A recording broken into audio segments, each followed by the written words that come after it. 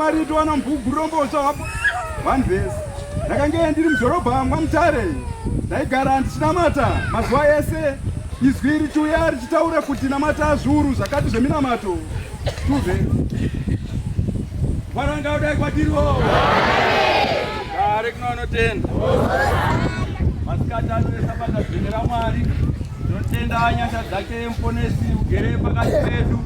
Watopafadza kuti pasekona zuva ranhasi nyama nemweya zvichiri pamwe chete. Kufaranga udai kwatiriwo varikupafadza vose vafamba kuti vakwanise kusangana neiri sabata. Kufaranga udai kwatiriwo. Tinotenda atenzi wangu nebasa ramuri kutiratidza, basa ramuri kutidzidzisa mukati mekunamata. Kufaranga udai kwatiriwo. Ndafara maningi mukuru wangu paaisiya vhesi ndikati awandisira, ndakanga ndiri maMutare. Kufaranga udai kwatiriwo. Jesu nhasi vari mupi maMutare, saka mwaita sekuru mandisira. Kufaranga udai kwatiriwo. Ndakutenda hama dzangu, mupirisiti unoshumaira siku nesikati, asi vamwe tokwanisa kusai kuzviona. Mukaona sabata ranhasi mutumwa washumaira zvakanyanya, vasiri kuzviona havasi kuzviona. Vaziratidza pamhene kuti ndini ndinozi Mwari, ndini ndakasika nyika pakutanga. Kufaranga udai kwatiriwo. Nokuti izwi ndo raita command, just a word of command, let there be light, and light was there. Zvataurwa makuseni, marabhauma ese nevatungamiri wenyika dzese uya tisangane paMutare. Makuseni ndikutoona machakacha vevhuma ika, ndikuona vepasi zasiwo vasvika. Mwari aziva kunyange uchida 6 hours asi muchasvika ne3 hours. Handi kuratidzwa pamhene Afrika. Batirana kuna skatende wanu ngatitende kuti ndiye Mwari Jesu Kristo muponesi. Kufaranga udai kwatiriwo. Mwari unoda tese vakuru nevadiki. Ivhangeri rimwe ramuri kutoona iri, maona kuti amarabhauma kusvika ukudai taratidzwa kuti vana vadiki tarangarirwa, takaputirwa left right and center. Kufaranga udai kwatiriwo. Handi chironzo kana kugona kutaura, but Mwari atamuratidze kuti ari kumudai ana esangano.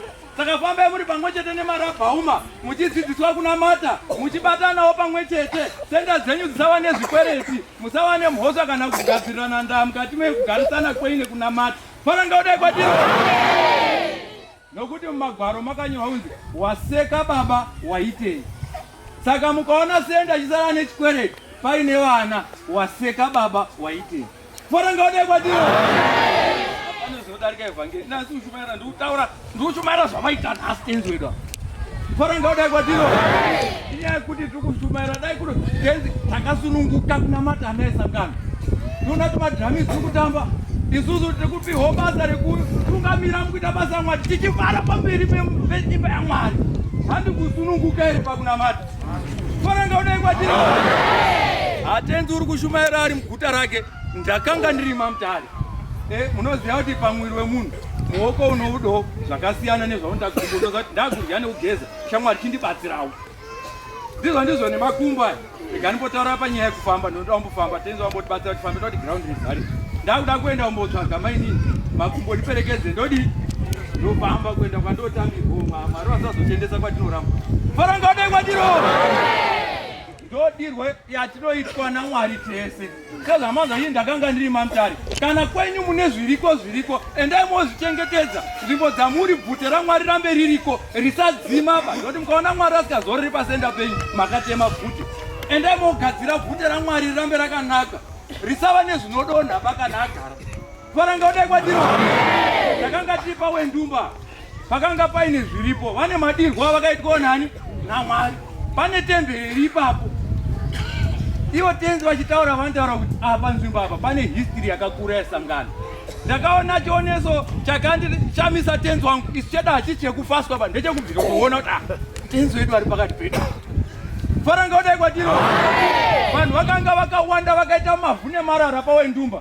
50% yanga yakafambira zvemutambo, 50% yanga yakafambira history yakakura yesangano.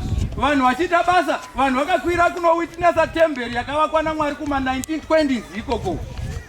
Vanhu vakaenda vachinoona mageti emoto marasha acho. Ini muoko wangu ndakatokomborwa ndakaribata rasha, ndakapeswa 1930s ameno 20s mwachide ikoko. Kufaranga udai kwatiriwo. Ndodirwo yakaitwa nzvimbo iyoyo. zvirema ndakanzwa kuti zvakatofamba mapipi akaitwa naTenzi. Tenzi vachienda panzvimbo yapapa ino vanhu vanga vakaoma mukaverenga bhaibheri vakaenda nevanhu vakanobhabhatidza ipapo. Mukaona vanhu vakauya vakawanda nezuro vakaita zvekutouya kuti ipapo kuti varatidze nzvimbo yekuti inini ndini Mwari Jehovha Mwari. Kufanira kudai kwatiro. Mujorodhani ravakabhabhatidza vanhu rakapindwa futi musi iwowu zvirema zvikarasa makirashi. Kufanira kudai kwatiro. Ndakuchipendera nekuti ndakanga ndiri maMutare. Tenzi tokutendawo nezvamakatiitira maMutare. Ndataurawo zvangu panyanga apa penhazi pane mota pamakafamba padombo makumbo mavhiri achitoripo. Apo ndipo patataura kumwe kwacho hatingachapedziba. Asi muno maMutare muno ndakanga ndiri maMutare. Mazoti makanamatwa zviuru zveminamato. Muno maMutare muno ndo makamiswa hondo. Apo pachikoro chedu chamuri kuona chinozi makebho chirapo. Ndo pakamiswa hondo ikazi ceasefire. Ndakanga ndiri maMutare. Inotaura zvakawanda kumiswa kwehondo ndakanga ndiri maMutare. Afrika! Kare kuna anotenzi. Inotenzi ipo papo madzimai edu tinomutenda mukati pamadzimai anoteerera edu epaMutare Senzi. Mamwe anopa makombulenzi umangarira marabhauma edu toshanda nawo zvakanaka. Zviro zvavo achifamba kana kwaanoenda vanotokumbira marabhauma echaramboenda kwakati. Apo ndumba ndakatovapiwa tiperekedzero vana mbuya edu aya anozi edu panapa. Fanira kudai kwatiro. Vanoshanda pamwe chete nesu Tenzi madzimai aya. Ndosara pamberi pevanhu kuti kwenyu kwese enda moshanda pamwe chete nevarume ava muchivabatsirawo notinge zinoti behind a successful man there's a hard working woman behind. Fanira kudai kwatiro. Takavakirwa adhimini nawo madzimai mukaiona apa credit iri kuenda kumadzimai. Fanira kudai kwatiro. Pamaini pedu apa vari kushumaira madzimai. Tenzi vachisvika vakataura kuti ngapaite garden. Ndomuna munongopana pari evergreen. Madzimai every day vanenge vachifamba.